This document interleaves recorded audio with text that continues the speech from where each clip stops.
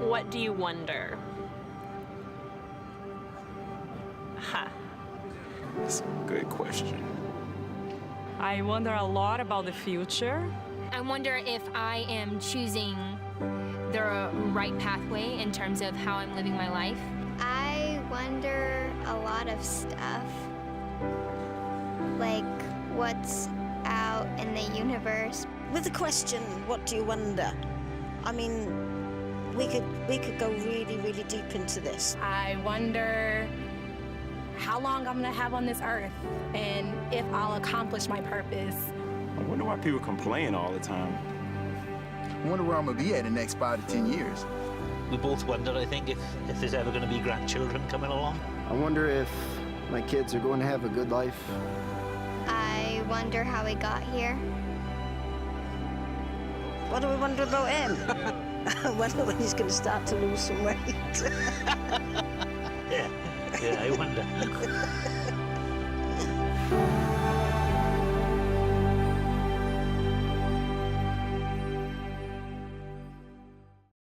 So the question is, what do you wonder? Because I know we all have wonder in us. We all have these thoughts, these ideas, these questions that are in our minds. We just wonder sometimes. And sometimes you sit alone and you think a lot and you overthink things. People tell you, man, you're just overthinking it because you wonder so much about different things. And that's natural. And Christians believe that wonder is a gift from God, that we can't know everything about everything. That if we knew everything about everything, we would consider ourselves God, wouldn't we? If we knew everything about everything, we would just consider ourselves, man, I am all-knowing, almighty, all-powerful. I have all the knowledge I will ever need. If we knew everything, there'd be no wonder, there would be no mystery, there would be no, that extra special thing in our lives. And so wonder can be a great, great, great thing. One of the things that's really interesting to think about is as you age and as you get older, your wonder starts to change. And you think about the ages and the decades and who was in charge of things and politics and things, and all those things have changed so much. And what people wonder changes as they get older. My grandma lived to be 98 years old. I have another grandma who's in her 90s now. And I gotta wonder, what do they wonder? When you know there's not a big time frame left, right? What do you wonder? Probably not the same things that I'm wondering on a day-to-day basis, right? Your wonder starts to change and focus on things that are maybe a little bit different. We wonder because our frame of reference doesn't provide us with all the answers. So we have a frame of reference that we look at life through. Donnie, give me the logo for this series real quick. I want to kind of show that, right? We have a frame of reference, and it may be broken, and maybe there's holes in it, and it looks wonderful outside, and I don't know why there's vines on the inside, but there's this frame of reference that you're looking through, and you can only see so much, and you wonder, and you try to move and kind of see a little bit more, but you can only see so much through it because our frame of reference doesn't provide us with all the answers, just a peek into what's known and what's real. That's why we wonder, because not everything from our frame of reference, not everything that we look at life through, not everything that we look at life through the lens that we look through gives us all the answers that we need. And as our frame of reference changes and expands, some mysteries go away. But as some mysteries go away, others arise at the same time. There was, and I know that you paid attention in school, in science, and all this. I know that you paid attention, a lot of attention, and so I want to introduce to you this thing that you already know about. It's called the steady state theory of the universe, right? You remember that, right? You paid attention, right? You were like, man, I love the steady state theory, right? You were there. You had it down. But basically, here's it kind of in a nutshell. This is oversimplified, but basically, the steady state theory of existence is that there's no beginning and no end to all matter. That there's no beginning or no end. that there was nothing that started the universe, and there will be nothing that destroys the universe. It just is. That's the steady state theory of the universe. And that was all fine and well for most scientists and most people and most philosophers, and they were like, okay, that sounds all right. And that was all good until 1929, when Edwin Hubble, you guys know the name, Hubble, right? You know the name because there's lots of things named after him. Now, he discovered something by gazing at the stars and wondering about the stars, and he discovered through looking through a telescope at the universe something that disrupted the steady state theory, and it's this. He observed that galaxies were actually moving away from each other at a drastic fast pace. Now, that is incredible insight for someone from the perspective of somebody being on the earth looking out and trying to see what's going on. I mean, if I look at the stars, I go, they look steady. Except for that one. That one's slowly moving. Oh, that's a satellite. Okay, but the rest of them look very steady, right?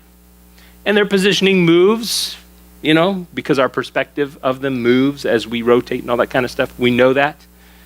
But what he observed through the telescope is that these things are moving at incredible speeds away from each other. And they tried to reverse engineer that. And they said, okay, look, if they're moving away from each other, that means that at one point they were actually together. There was a unity at one point. There was a beginning. There was an actual beginning. And so Edwin Hubble kind of introduced this. A singularity is what he called it. There was a singularity to all the universes.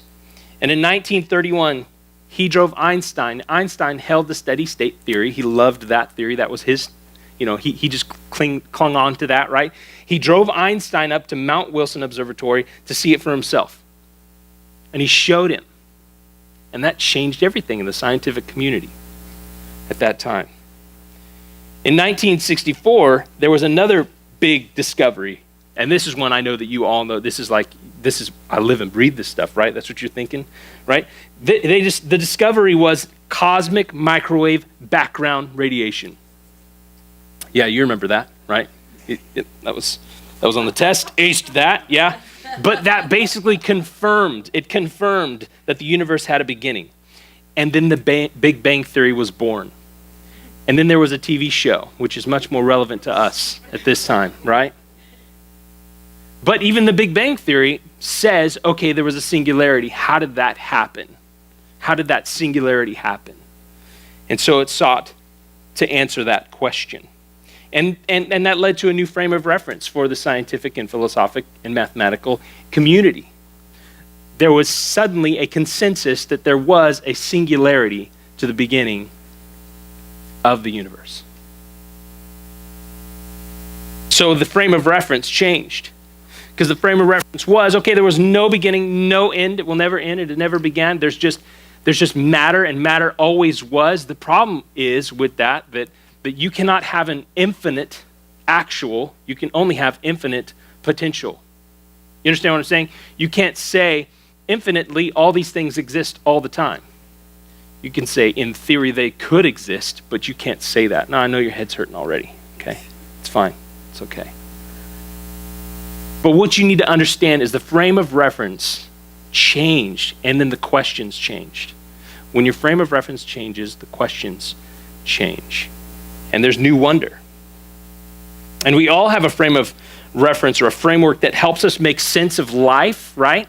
Helps us make sense of life and helps us make sense of decisions and helps us create decisions that we think would work within that frame of reference, right? So we see things and we say, okay, I think based upon what I know and how I view the world, this is an appropriate response to that. It helps us make what we would call wise decisions, right? But our frame of reference as our age grows or as our circumstance changes or as our jobs change, our location changes, our frame of reference changes as well. And so do our decisions. So do how we make the decisions. And it serves as a moral and ethical framework and tells us what's right and what's wrong and what's just and what's unjust and what's fair and what's unfair. frame of reference helps us do a lot of things. In fact, it determines these three things. It determines what we believe. It determines how we should behave, not necessarily how we behave, but it determines how we think we should behave. And it determines what we feel we can hope in or hope for. So those three things are greatly impacted by our frame of reference, how we see the world, the lens through which we look, the window that we see through. That determines how we believe, what we believe in, how we think we should behave, and what we think we should or do hope in or for. So most of us, the thing is, most of us inherit this from our family or from some other people, right? You have parents, or you have siblings, or you have aunts and uncles or grandparents who kind of instill a frame of reference, a sort of way to look at the world inside of us, and you don't have a lot of choice in the beginning of the matter. It's just what is taught to you, and so you go with it, right? And then as we age, we kind of gain our own frame of reference, and we modify. Most of the time, we actually adopt what they said, in the beginning, and then we start to grow some things, and we start to understand some things, and then some things challenge those, and so we start to adapt it a little bit, right? And many of us got into a classroom setting or started to study something, or was suddenly challenged by our circumstances, the frame of reference, what we believed in, that sort of thing started getting challenged, and so some of us abandoned it completely. And then some of us came around, we started to have kids or something, and we said, that's a good foundation, so I'm going to kind of readapt or readopt what it was that I was taught. And so we kind of go through these life cycles sometimes. And some of us are still in that kind of first portion. We've just adopted it, and it's just what it was, and it's cool with us, and we don't need to change it. Some of us have adapted those early learnings. Some of us have completely abandoned what we grew up with, and some of us rightly so, right? And then some of us have readopted or readapted to kind of fit a new frame of reference. But here's the thing. Your frame of reference could have been made up of many different things. And here's some of the things that could have been made up. It could have been religious, right? It could have been religious. It could have been a kind of religious or sort of religious. It could have been academic.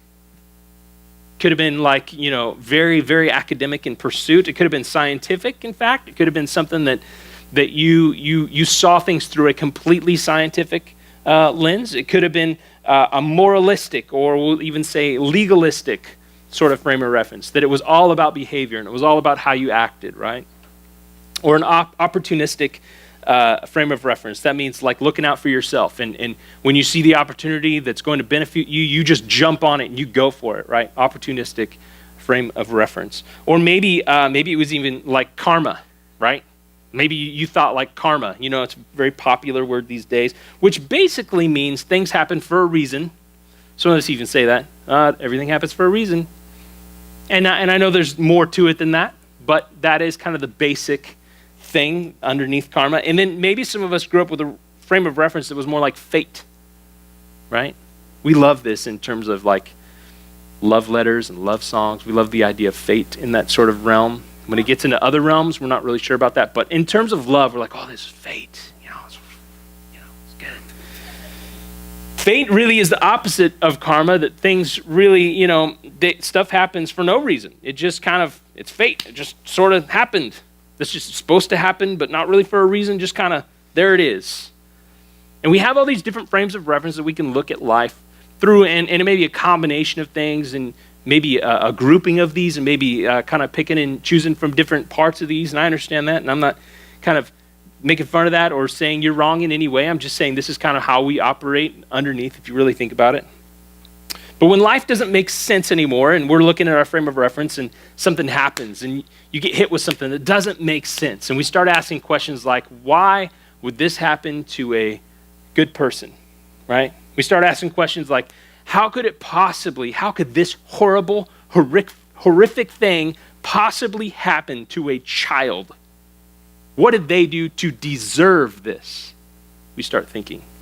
Or we start thinking in these sorts of terms. It blows up our frame of reference, and it completely shatters and destroys, and a lot of times just distracts us or kills whatever our frame of reference is, good or bad, whatever it is. And when life doesn't make sense or add up or line up with our frame of reference, it leaves us wondering, doesn't it? Just wondering, what is going on? And wondering can be a wonderful gift, but it can also be hard, and it can also be something that can hurt us in times. If we start to wonder and don't really keep that in check, sometimes it becomes disturbing or bewildering, and our wondering leads to wandering in some instances, in some cases. And suddenly, like, I don't know if you've ever had this scenario where you think, this dog, I've had it on a leash, but I feel like it'll stay next to me, right? And then you unleash it, and then bam, it's just gone. It just bolts out, right? Suddenly, when we start to wander, it's like a dog off its leash. We just bolt, Or it's like a bird out of its cage. Suddenly there's exploration, and suddenly there's places to go and things to see and things to check out, and maybe just around the corner is much better than where I've been. See, we don't generally wander in good directions. Generally, we wander towards danger, don't we? It's just in us. We just do that, right? In fact, someone puts up a do not enter sign, our immediate thing is like, why? Like, now I want to see, immediately. It's just in us. It's just part of our human nature. Like, we're just curious, and we're like, I wonder how far I could push this, right? Or places like when you go into the mountains and there's signs that say, do not climb on these rocks. They are slippery. People have died. We're like, come on, surely not me, right? And we wander. We're just exploring, and we're like a little bit of danger. We like that. Keep it in check, but we like a little bit of danger, and we start wandering off the path, even ill-advised. We wander, and we do not wander generally in good directions. And over time, we sometimes wander to the point where we give up our frame of reference completely. We abandon it. We destroy it. We leave it behind. And maybe initially, when we do that, we feel a little bit guilty, like, oh man, I don't know if I should do this. I'm not sure if I can go this way. And maybe that was your experience. Maybe you went to college, or maybe you moved away from your hometown, and suddenly you were hit with a new group of people, a new opportunity, a new perspective, and nobody around you seemed to hold the same reference that you did, seemed to hold the whole worldview that you did, and suddenly you started to question that whole thing. And then you found yourself defending that worldview a little bit with them, but suddenly you were getting responses you had never heard before, and they were destroying everything that you held true in just a conversation. And then you started to be like, I'm not sure I want to defend this anymore. And suddenly you found yourself on the other side of that fence, being able to destroy that worldview for other people. Eventually you were like, you know what, I don't need that frame of reference anymore. That served a purpose in my life for some reason. And here I am now, and I kind of feel free from it. And I kind of feel liberated a little bit. And there you find yourself with a new frame of reference, with new things to wonder. Our frame of reference, what we believe, what we behave, how we behave, or how we should behave, and what we can hope in, those are big kind of ideas.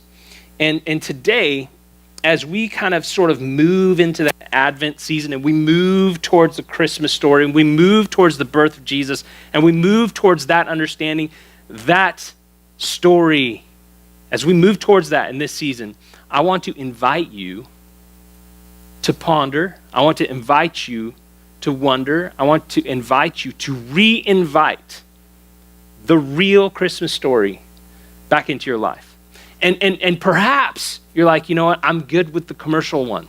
I'm really good with that. It's fun. I like that. And that's fine. I'm not saying you can't enjoy that. I'm just saying, as we move towards Christmas Day, and sort of all around you, this Christmas idea, this story, I want to ask you, I want to invite you to really, really move towards that story, thinking about the implications of what it means for God to come in flesh and live on our side of that frame of reference, to be our reference of life. So today, as we kind of move into that season, you may feel, maybe you're kind of like, I'm not really sure. I'm just kind of here. I'm not even sure why. I'm not really into the whole Jesus thing. I'm not sure about the Bible. I'm not sure about God. I'm not sure about any of that. I'm just kind of here because it's kind of that season. Or I came with someone else, or someone invited me. And you may feel that the price of admission for you into that kind of thinking, or the price of readmission, is too high.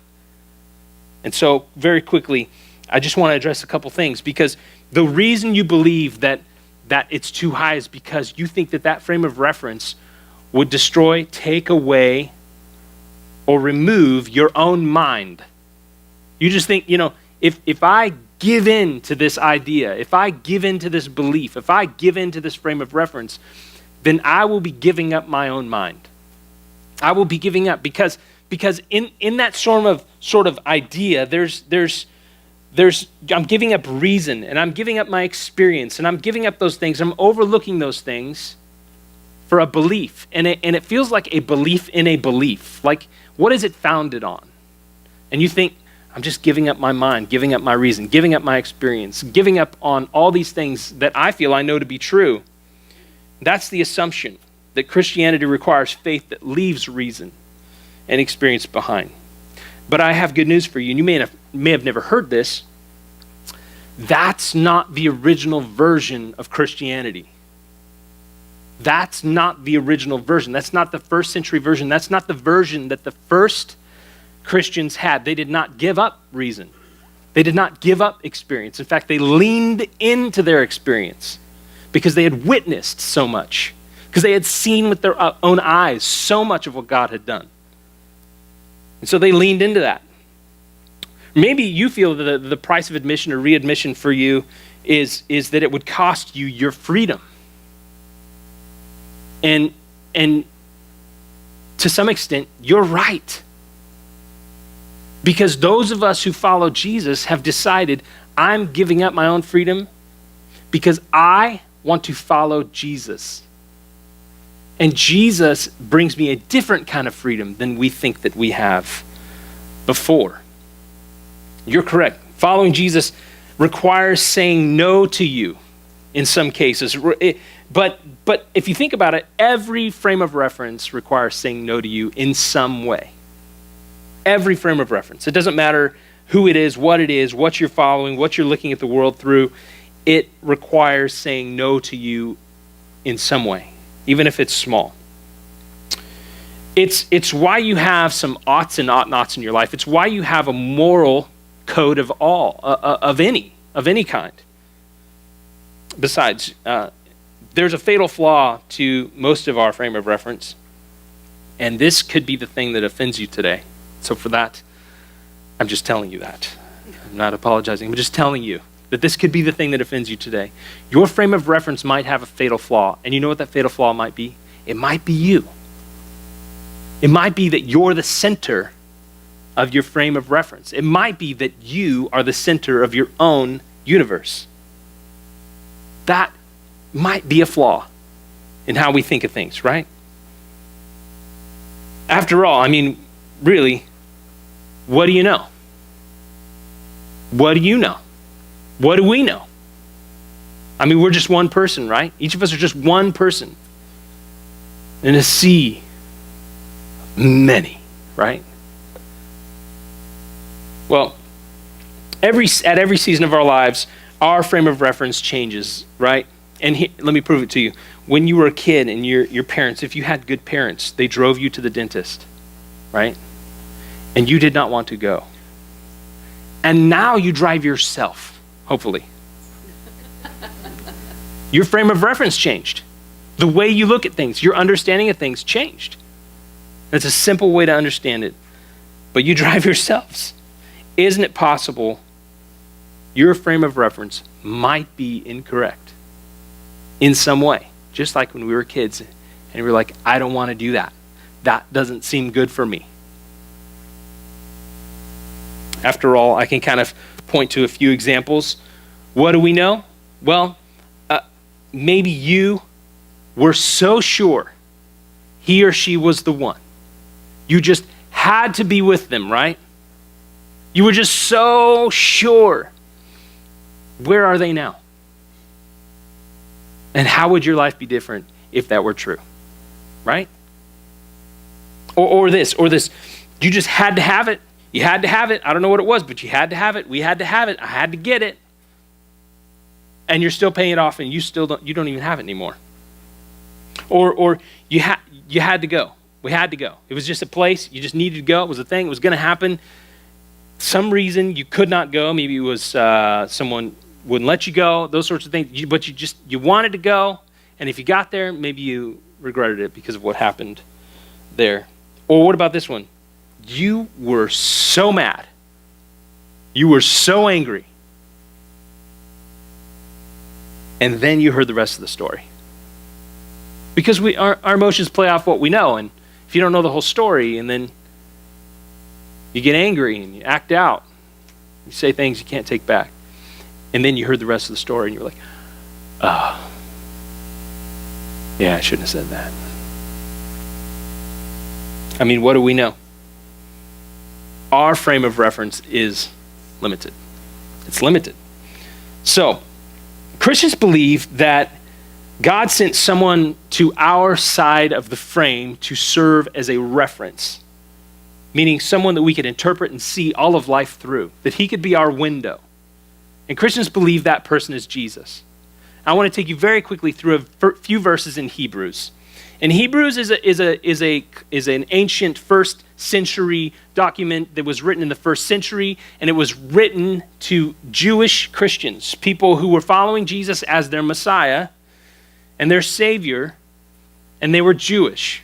Okay, so they were converts to Christianity, to something Jesus introduced from Judaism. And so they've got a lot of things going on there. There's a lot of background. So the writer of Hebrews is writing to them, and we're not really sure who the writer of Hebrews was, but they seem to have the same kind of background. The Jewish Christians in that time were being pressured to return to their old way of thinking, which is the Old Testament, which is the Old Covenant of God. And so the Hebrews writer is trying to convince them, no, don't go back, go forward. Don't go back, go forward. And so he's writing to them, or she's writing to them, and the author tells them why they shouldn't go back. And so Hebrews 4:14 says this, therefore, see, there's a conversation happening here, and I encourage you to go back and check out the entire document, but we don't have time to do that. So Hebrews 4:14, therefore, since we have a great high priest, referring to Jesus, who has ascended into heaven, meaning like went to heaven, like after resurrection, he was gone, went to heaven. He ascended into heaven. Jesus, the Son of God, let us hold firmly to the faith we profess. See, they're not saying, since everything's going well and you have emotionally satisfying answers for all of your wondering and questions, then you can move forward in faith. No. They don't say that. He says, listen, I know some things are a mystery, and I know you wonder about things, and that's okay. But listen to this. Because Jesus, because we have a great high priest, because of him, and he went to heaven, and he is from heaven, Jesus, the Son of God, let us hold firmly. Because Jesus, the Son of God, let us hold firmly to the faith we profess. Not the faith of our forefathers, but the faith that we profess through what Jesus did for us. Therefore, since we are, this is Hebrews 12, starting in verse 1, therefore, since we are surrounded by such a great cloud of witnesses, and what he means by that is there's a tradition, right? There's a tradition in the Jewish history that all these men of great faith and women of great faith from the past, they're looking and they're going, wow. And they're like a cloud of witnesses watching. And so he's referring to people like Moses, right? And Isaac and Abraham and all these people who come before. Joseph. And he's saying, look, we are surrounded by such a great cloud of witnesses. And he had just rehearsed all the names right before this. And he had talked about all these people who came before that were of great faith. See, they all believed that God was going to do something for the world through them. That he was going to bless the entire world through the Jewish nation, through the Jewish people, through that lineage and heritage.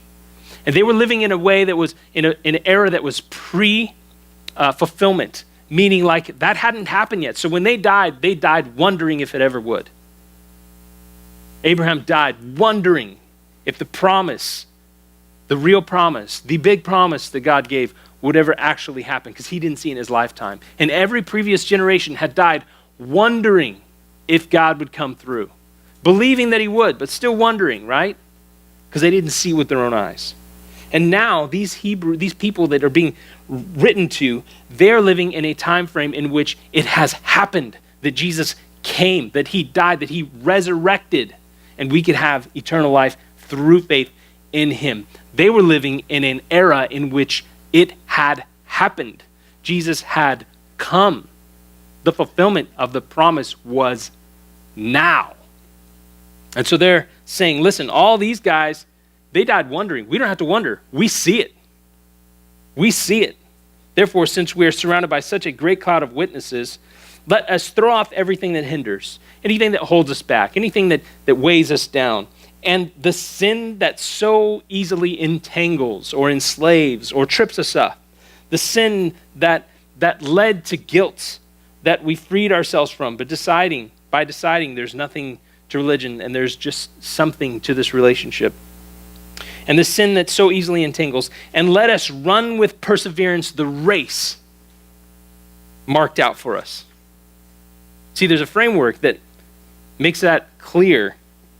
And it's an organizing principle. And it's this idea that there's this true north, that God has marked out a race for us to run, that he has pre-chosen a thing for us to do, or things for us to do, or purpose for our lives. And he says, let's run that race with perseverance. And he says this, fixing our eyes on Jesus. Fixing our eyes on Jesus. See, your upbringing, your religious tradition may have taught you to fix your eyes on certain things. May have taught you to fix your eyes on something somebody else kind of put in front of you and said, this is what you need to fix your eyes on. And here's kind of a couple examples. Maybe it was to fix your eyes on a certain person or pastor or priest and kind of put your hope in what they said. And that could be an easy thing to do, but you can't fix your eyes on a person other than Jesus. You just can't. Because people let you down, don't they? Everybody lets everybody down at some point, in some way, in some form. We have grace, but we can't put our hope in a person if it's not Jesus. Maybe you were taught to fix your eyes on the church. Maybe a specific church, maybe the church gathering, which you called church, which is not really church. You know, maybe it was a building or a property or a place. Maybe you're supposed to fix your eyes on that in your upbringing, and that didn't really work. Maybe they even called it God's house, which I hate to tell you, buildings that are church buildings, that's not God's house. We are the temple of God, the gathering of Christians. Or maybe it was just the Bible in general. Just fix your eyes on the Bible. And we were taught this thing that it is all true all the time. And you're like thinking, yeah, it is. Okay. But as soon as there's even a single doubt about any little thing that was mistranslated or anything, the whole thing crumbles if you have that point of view. The whole thing crumbles. So you can't fix your eyes just on the Bible. After all, the Bible didn't even exist in its entirety until like the 300s. Okay? The first century Christians didn't even have the Bible. They had the Jewish texts, and they had some letters they were passing around. They had the stories of Jesus. That's what held them together. Or maybe it was an experience. Fix your eyes on experience. Maybe it was like a camp experience or highly emotional experience or someplace that, tugged on you and you were like, yeah, oh man, I just feel that.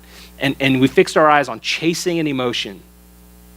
And that emotion comes and goes. Comes and goes with seasons. And it comes and goes with another thing that we call circumstances. And maybe you were supposed to fix your eyes on the circumstances. And you know what? Someone somewhere really well-meaning said, you know what? If you just have enough faith, this will happen. The problem is they're not God, so they can't really guarantee that, right? They're not all powerful. They don't have that they cannot tell you that. If you just have faith, this will happen. You know, like a healing of a family member. Now, I believe in prayer, and I believe that we should pray for people who are sick. But I'm not going to tell you that just because we pray for it, it's going to happen that way. We've all experienced the opposite, have we not? If we fix our eyes on that, that's not a great frame of reference. That's not a great frame of reference. So whoever taught you to fix your eyes on these things, I hate to say it, but they misguided you just a little bit. They went just a little bit east or a little bit west from true north. And those are good things, but those are not the central thing. Here's what the writer of Hebrews says. Fixing our eyes on Jesus. Why? Why? Why does he say that? Why does she say that?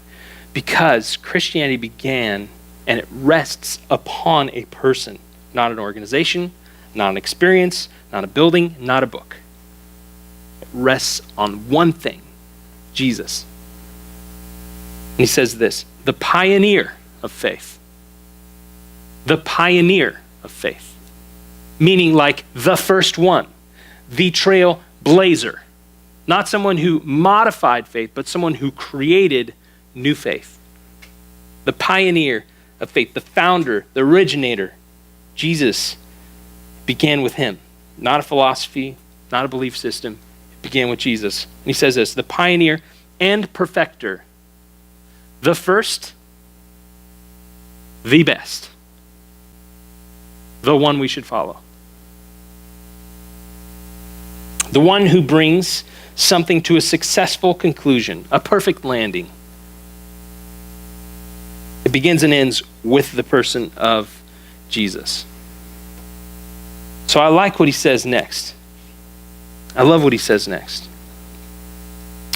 In verse 2, the rest of that verse, for the joy set before him, he endured the cross, scorning its shame, and sat down at the right hand of the throne of God. And then he's got two powerful words at the beginning of verse 3. Consider him. Consider him. Not consider all this other stuff, but consider him. Consider his life, his teaching, his claims. Him, not them. Him, not it. Him, not they. Right? Consider him. Not considering all the past circumstances and the things that we've been taught and the frames that we've let go of and destroyed and abandoned and readopted. Consider just him, just Jesus. In this season, I want you just to consider Jesus. That's it. Consider Jesus in this season, who endured such opposition from sinners so that you, so that we, so that I will not grow weary and lose heart. So that you will not grow weary and lose heart.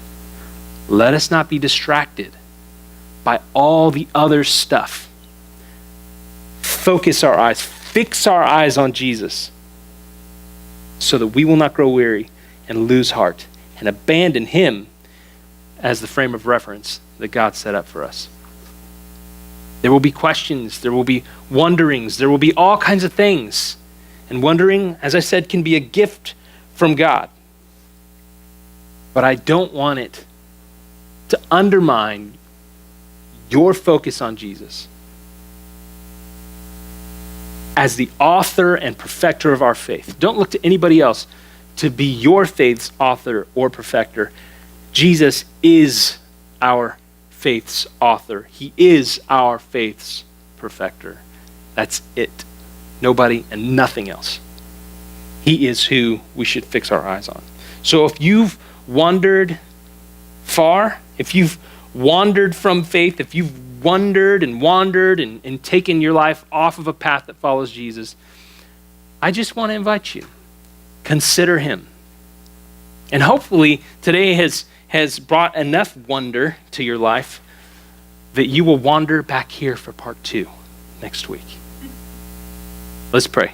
Father, we thank you because you show us so clearly through the writer of Hebrews, and you show us so clearly that there are so many things in our life that can distract us from what faith truly is and what a belief in Jesus really is. We just pray that you would focus us in this season where the story of Jesus, at least in part, is all around us all the time, that we cannot escape Christmas during this season.